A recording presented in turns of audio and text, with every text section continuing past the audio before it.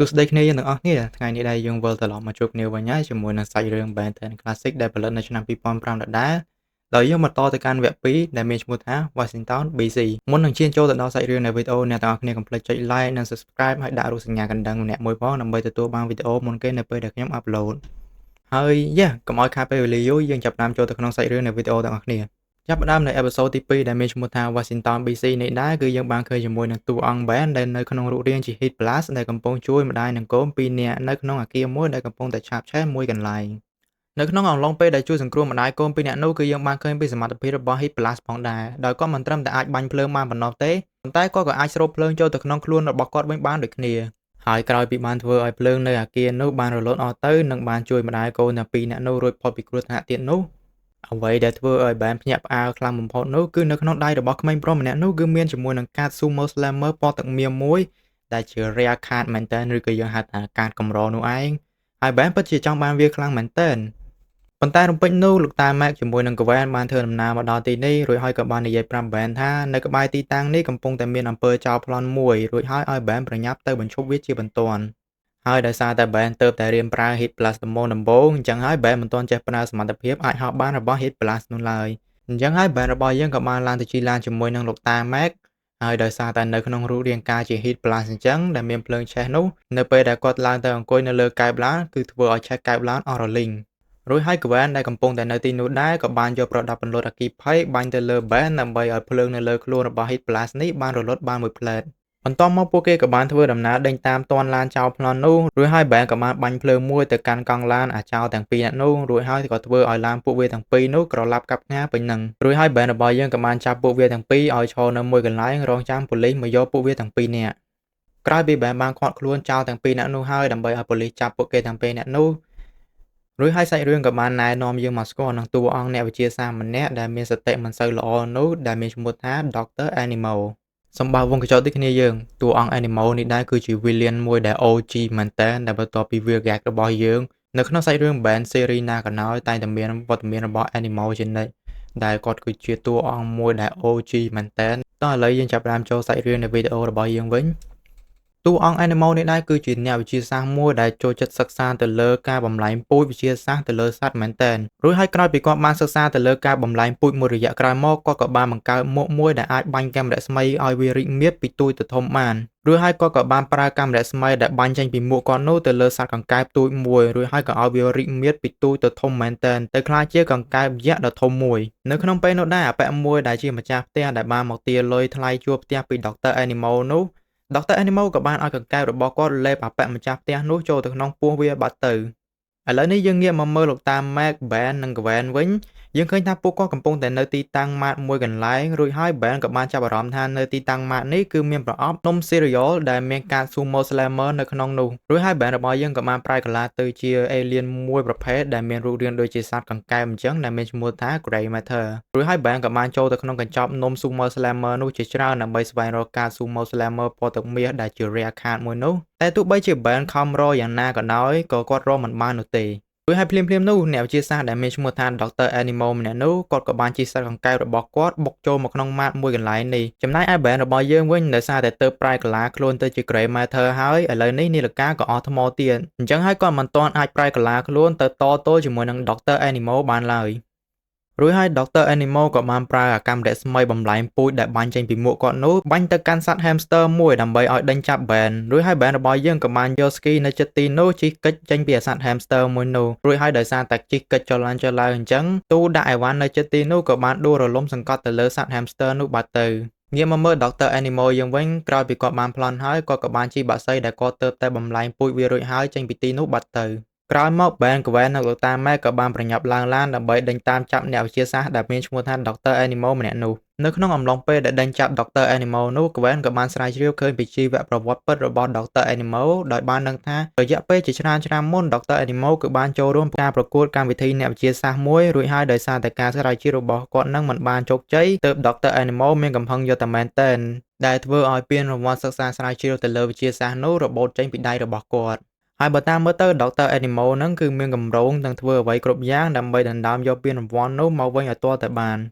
រួចហើយ Dr. Animal ម្នាក់ហ្នឹងក៏បានហោះទៅកាន់ទីតាំងសារមន្ទីរមួយកន្លែងរួចហើយក្រោយមក Ben Gwen និងលោកតា Mac ក៏បានធ្វើដំណើរទៅដល់ទីនោះផងដែរហើយនៅក្នុងសារមន្ទីរមួយនោះគឺសម្បូរទៅដោយបំណែកឆ្អឹងនិង fossil សម័យបុរាណជាច្រើនមែនទែនបើមើលទៅលើបំណែកឆ្អឹងនិង fossil ទាំងនោះគឺយើងប្រហែលជាអាចស្មានថាវាសល់តាំងពីមនុស្សយើងរស់នៅក្នុងរូងភ្នំមកម្លេះតាំងពីសម័យបរបាញ់នៅសត្វធំៗបន្តមក Dr. Animal ក្រោយពីបានដឹងថាពួកគេទាំង3នាក់ធ្វើដំណើរមកដល់ទីតាំងសារមន្ទីរនេះហើយគាត់ក៏បានប្រើកាមេរ៉ាស្មៃដែលបានចេញពីមាត់របស់គាត់នោះទៅកាន់ឆ្អឹង fossil ដំរីម៉ាម៉ូតនិង dinosaur នៅទីនោះឲ្យវាចេញរូបចេញរាងរស់ឡើងវិ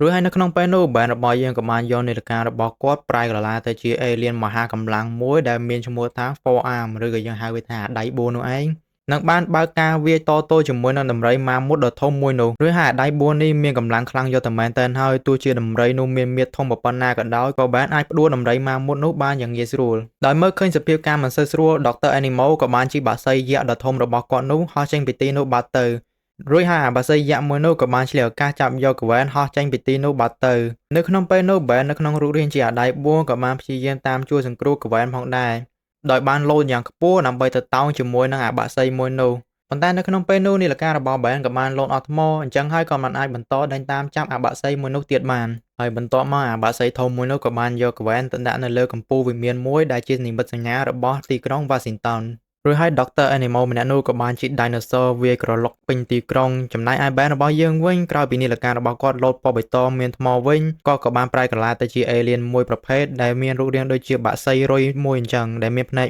4ហើយវាមានកន្ទុយយ៉ាងមុតស្រួចរួចហើយវាអាចបាញ់សម្បោរស្អិតចេញពីភ្នែករបស់វាទាំង4នោះទៀតផងហើយ alien មួយនោះគឺមានឈ្មោះថា Stingfly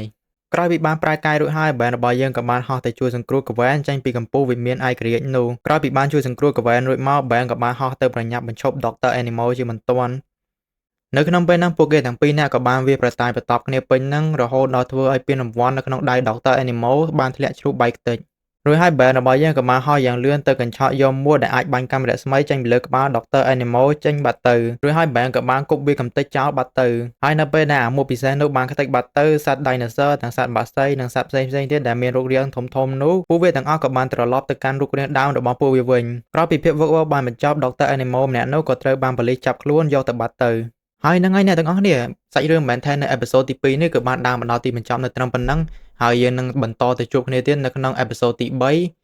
នៅក្នុងអេពីសូតវគ្គ3នេះដែរដោយសាច់រឿងបានចាប់ផ្ដើមឡើងមកដោយយើងបានឃើញជាមួយនឹងតួអង្គ Ben របស់យើងដែលកំពុងលោតមួយទឹកនៅកណ្ដាលយប់រួចហើយ Gwen ក៏មានវត្តមាននៅទីនោះផងដែរដោយបានឈរមើល Ben របស់យើងកំពុងតែលោតមួយទឹកនោះឯងរួចហើយពួកគេទាំងពីរនាក់នោះក៏បាននិយាយឌឺដងគ្នាទៀតផងហើយនៅក្នុងពេលនោះដែរ Ben របស់យើងក៏បានធ្វើពុតបន្លំធ្វើជាលងទឹករួចហើយ Ben ហ្នឹងក៏បានប្រែកាយទៅជា alien មួយដែលហៅថាដៃ4នោះឯងរួចហើយក៏បានយកសារាយនិងស្លែដែលនៅក្នុងទឹកនោះយកមកដាក់លើខ្លួនដើម្បីធ្វើឲ្យដូចជាបិសាចរួចហើយ Ben របស់យើងក៏បានទៅបង្លាច Gwen ផងដែរហើយ Gwen របស់យើងក្រោយពីបានឃើញរូបរាងអាបិសាចនោះចេញមកពីទឹក Gwen ក៏បានភ័យយកតែមែនទែនរួចហើយ Gwen របស់យើងក្រោយពីត្រូវបាន Ben បង្លាចរួចមក Gwen ក៏មានអារម្មណ៍ថាមួម៉ៅយកតែមែនទែនរួចហើយក៏បានដើរទៅឡានបាត់ទៅរួចនៅពេលដែល Ben នៅម្នាក់ឯងអញ្ចឹងអាបិសាចយក្សនៅក្នុងទឹកនោះក៏បានបង្ហាញខ្លួនឲ្យ Ben បានឃើញហើយវាក៏បានបើកការវាយប្រហារទៅលើ Ben របស់យើងរួចហើយ Ben ក៏បានខិតខំប្រយុទ្ធតទល់ជាមួយវាទាំងលំបាកមែនទែននៅក្នុងទឹកនោះក្រោយមក Ben ក៏បានគេចខ្លួនពីអាបិសាចយក្សមួយនោះបានហើយ Ben របស់យើងក៏បានព្យាយាមរត់ទៅបញ្យល់ប្រាប់ Gwen និងលោកតា Mac ថាខ្លួនបានឃើញបិសាចយក្សនៅក្នុងទឹកមួយរួចហើយ Gwen និងលោកតា Mac ក៏មិនបានជឿពួកគេនោះដែរដោយគិតថា Ben គឺចង់ប្រេងពួកគេទៀតហើយកម្មព្រឹកឡើងនៅថ្ងៃស្អែកក៏យើងបានឃើញជាមួយនឹងតួអង្គ Ben Gwen និងលោកតា Mac នៅក្នុងទីតាំងជួលទូកនេសាទមួយកន្លែងហើយពួកគេក៏បានជួលទូកនេសាទបរិសម្នាក់ដែលមានឈ្មោះថាសដើម្បីឲ្យជួលពួកគេដើរលេងស្ទូចត្រីនៅតាមដងផ្លូវទន្លេនេះនៅក្នុងពេលនោះលោកតា Mac ក៏បានសួរទៅអាប៉ែកសនោះថាមានធ្លាប់នេសាទប៉ះអ្វីដែលចម្លែកនៅក្នុងទន្លេនេះទេរួចហើយអាប៉ែកសនោះក៏បាននិយាយថាខ្លួនធ្លាប់បាននេសាទជួបជាមួយនឹងបិសាចយក្សមួយនៅក្នុងទឹកហើយខ្លួនបានតាមប្រមាញ់វាយូរមកហើយ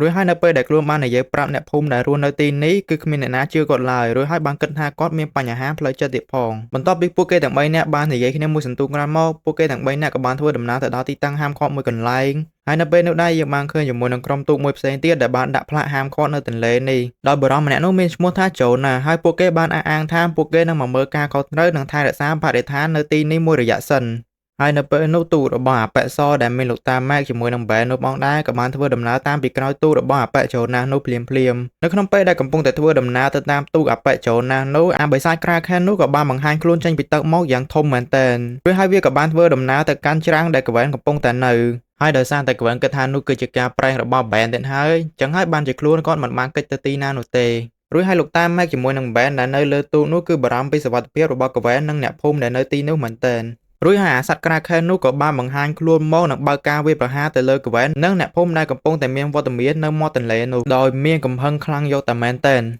បន្ទាប់មក Ben របស់យើងនៅពេលនោះក៏បានចុចនាឡិការបស់គាត់ដោយបំរុងនឹងប្រែកាយទៅជា alien មួយដែលមានឈ្មោះថា Ripjaw ដើម្បីទៅប្រយុទ្ធតទល់ជាមួយនឹងអាសត្វ Kraken មួយនោះនិងជួយសង្គ្រោះអ្នកភូមិដែលកំពុងតែរងគ្រោះដោយសារការវាយប្រហារមួយនោះហើយ Ben ក៏បានច្រមុជចូលទៅក្នុងទឹកដើម្បីប្រែកាយដើម្បីលាក់អត្តសញ្ញាណរបស់ខ្លួនហើយនៅពេលដែលចុចប្រែកាយទៅបានជាខុសចិត្តទៅវិញព្រោះនាឡិកានោះបានប្រែកាយទៅជា alien មួយដែលមានឈ្មោះថា XLR8 វិញរួចហើយ Ben ដែលនៅក្នុងរូបរាងជា Accelerate ហ្នឹងដោយសារតែសមត្ថភាពរត់យ៉ាងលឿនរបស់គាត់ Ben ក៏អាចផ្លាស់ទីនៅលើទឹកបានដោយបានរត់យ៉ាងលឿននិងបានទៅជួយ Gwen ជាមួយនឹងអ្នកភូមិដទៃទៀតដែលបានមកលំហែកាយនៅទីនេះឲ្យរួចផុតពីគ្រោះថ្នាក់ផងដែររួចហើយអាសត្វ Kraken ហ្នឹងក៏បានហែផ្លាស់ប្ដូរទិសដៅការវាយប្រហារទៅចាប់កប៉ាល់ក្រុមអ្នកវិទ្យាសាស្ត្រមួយនោះវិញដែលជាក្រុមវិទ្យាសាស្ត្ររបស់អាប៉ែមួយឈ្មោះថា Jonas នោះឯងហើយអត្តសញ្ញាណទូករបស់ពួកវានោះមានឈ្មោះថា FOF នោះឯងហើយនៅពេលដែលគេអញ្ចឹងបែររបស់យើងក៏បានរត់ស្ទុះទៅយ៉ាងលឿនដោយរត់ជុំវិញទឹកទន្លេនោះដើម្បីបង្កើតឲ្យជាទឹកទន្លេវិលជុំហើយបង្កើតទៅជាព្យុះទឹកមួយដ៏ធំដើម្បីរារាំងអាសត្វ Kraken មួយនោះតែយ៉ាងណាក៏ដោយអាសត្វ Kraken មួយនោះក៏នៅតែត្រឡប់មកវិញរួចហើយក៏បានកញ្ឆក់យកប្រអប់ឈើដែលនៅលើទូករបស់អាប៉ែ Jonas នោះយកទៅបាត់ទៅកាន់មកកាន់នៅពេលយប់វិញលោកតា Mac ហើយ Ben Gwen នោះក៏បាននិយាយគ្នាអំពីអាសត្វ Kraken ដ៏ធំមួយនោះរួចហើយអាប៉ែសដែលកំពុងតែមានវត្តមាននៅទីនោះផងដែរក៏បាននិយាយថាពួកក្រុមអ្នកវិទ្យាសាស្ត្ររបស់អាប៉ែ Jonas នោះបានបិទទន្លេនេះលែងឲ្យចូលទៀតហើយនៅពេលនោះដែរគាត់ក៏បាននិយាយថាគ្មានអ្នកណាអាចហាមឃាត់គាត់បានឡើយនៅក្នុងពេលយប់នោះដែរ Ben ក៏បានលួចឡើងទូកទៅជាមួយនឹងអាប៉ែសម្នាក់នោះហើយអាប៉ែសម្នាក់នោះទោះបីជាដឹងថាអាសត្វ Kraken នោះធំប៉ុណ្ណាក៏ដោយក៏គាត់នៅតែបដិញ្ញាចិត្តថាខ្លួននឹងទៅប្រមាញ់សត្វ Kraken នោះឲ្យតតែបានរួចហើយគាត់ក៏បានប្រម៉ែសម្ភារៈអាវមួយទឹករបស់គាត់ហើយក៏បានលោតចូលទៅក្នុងទឹកបាត់ទៅដើម្បីទៅប្រមាញ់អាសត្វ Kraken ដ៏ធំមួយនោះហើយនៅពេលដែលច្រមុជចូលទៅក្នុងទឹកហ្នឹង Ben របស់យើងក៏បានលួចទៅតាមពីក្រោយរបស់គាត់ហើយប៊ីសតែនឹងស៊ីតែមួយគ្រាប់ទៅហ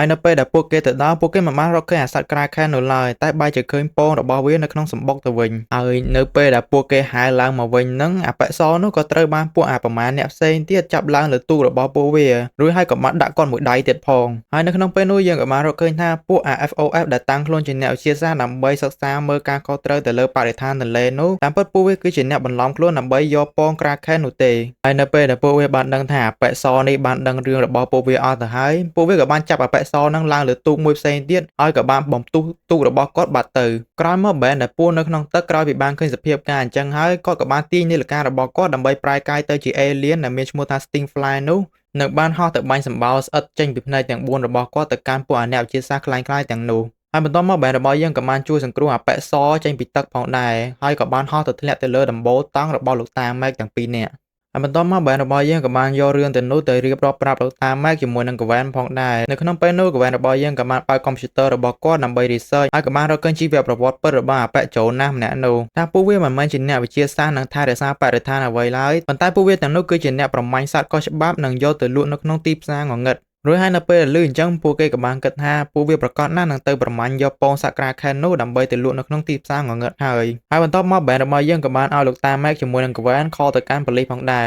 របន្ទាប់ពីខលទៅកាន់ប៉ូលីសហើយពួកគេទាំង3នាក់ក៏បានឡើងទូកជិះចេញពីទីនោះបាត់ទៅហើយនៅពេលដែលធ្វើដំណើរទៅដល់ទីតាំងនោះលោកតា Mac ជាមួយនឹង Gwen ក៏បានឡើងទៅលើដើម្បីទៅជួយសង្គ្រោះពងសត្វ Kraken មួយនោះចំណែកឯ Ben របស់យើងវិញក៏បានប្រែកាឡាខ្លួនទៅជា alien ត្រីមួយដែលមានឈ្មោះថា Ripjaw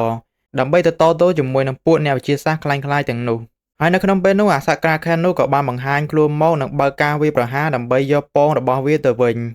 នៅក្នុងពេលនោះអាប៉ែ Jonas ម្នាក់នោះគឺមានឈុតអាវក្រោះ robot មួយដែលវាត្រៀមទុកប្រើប្រាស់ប្រយុទ្ធតទល់ជាមួយនឹងសត្វ Kraken មួយនោះរួចហើយនៅក្នុងពេលប្រយុទ្ធគ្នានោះ Ben របស់យើងក៏បានខំដាច់ដៃ robot របស់អាប៉ែ Jonas នោះអស់មួយចំហៀងទៅប៉ុន្តែនៅពេលនោះវាក៏បានបាញ់បញ្ចេញនៅរលកសំឡេងមួយយ៉ាងដែលយើងហៅថា Sonic នោះហើយវាគឺធ្វើឲ្យរំខានទៅលើ Ben របស់យើងជាមួយនឹងសត្វ Kraken នោះមែនទែនតែយ៉ាងណាក៏ដោយ Ben របស់យើងខំងើបឡើងមកវិញរួចហើយក៏បានយកច្រវាក់មួយដើម្បីគប់កំទេចអាវឈុតក្រោះ robot របស់អាប៉ែ Jonas ម្នាក់នោះឲ្យខ្ទេចបាត់ទៅហើយ Ben ក៏បានដណ្ដើមយកពង Kraken ទាំងពីរនោះមកក្នុងដៃហើយក៏បានយកទៅដាក់នៅក្នុងសម្បុករបស់វាវិញក្រោយមកអាប៉ែ Jonas នោះក៏បានធ្វើដំណើរមកដោយបំរុងនឹងវាយប្រហារប៉ុន្តែនៅពេលនោះអាសត្វ Kraken នោះក៏បានងើបស្ទុះឡើងនឹងទៅខំកំទេចអាវក្រោះ robot របស់អាប៉ែ Jonas នោះឲ្យខ្ទេចបាត់ទៅរួចហើយបៀតែបំរុងនឹងស៊ីវាទៅហើយប៉ុន្តែនៅពេលនោះ Ben របស់យើងក៏ទៅហាមឃាត់សត្វ Kraken មួយនោះថាខ្លួនគ្មានបំណងអីក្រៅពីចង់ជួយនោះទេ រួចហើយសត្វក្រាខែននោះក៏បានហែទៅកាន់សម្បុកវានិងដេកការពារពងរបស់វាវិញទៅរួចហើយបែររបស់យើងក៏បានដាក់អាប៉ិចោណាស់នោះមួយដៃហើយក៏បានយកវាទៅព្យួរជាមួយនឹងឈើមួយដើម្បីទុកឲ្យប៉ូលីសចាប់ខ្លួនវាទៅហើយនៅពេលដែលប៉ូលីសមកដល់បែងក៏បានកិច្ចខ្លួនចេញពីទីនោះបាត់ទៅហើយបន្ទាប់មកអាប៉ិសនោះក៏បានធ្វើដំណើរមកដល់ទីនេះហើយក៏បានអះអាងប្រាប់លោកតាម៉ែកជាមួយនឹងកវែនថាខ្លួនបានចាប់បាននៅសត្វក្រាខែនមួយនោះប៉ុន្តែរំពេចនោះនីលការរបស់បែងក៏បានលោតអស់ថ្មរួចហើយវាក៏បានប្រែកាឡាខ្លួនរបស់បែងទៅជារូបរាងមនុស្សរបស់គាត់វិញហើយអ្នកទាំងអស់គ្នាសាច់រឿង Ben 10 របស់យើងនៅអេពីសូតទី2និងអេពីសូតទី3របស់យើងក៏បានដើរមកដល់ទីបញ្ចប់ហើយសូមទោសគ្នាយើងដែលបានរងចាំយូរមែនតើព្រោះថាខ្ញុំនឹងអាចធ្វើ2អេពីសូតនៅក្នុងវីដេអូតែមួយដើម្បីកុំឲ្យគ្នាយើងរងចាំយូរនោះអីហើយគ្នាយើងកុំភ្លេចបើសិនជាគ្នាយើងចូលចិត្តវីដេអូនេះអ្នកទាំងអស់គ្នាកុំភ្លេចចុច like និង subscribe ឲ្យខ្ញុំម្នាក់មួយផងហើយយើងនឹងបន្តទៅជួបគ្នាទៀតនៅក្នុងអេពីសូតទី4ទី5 and goodbye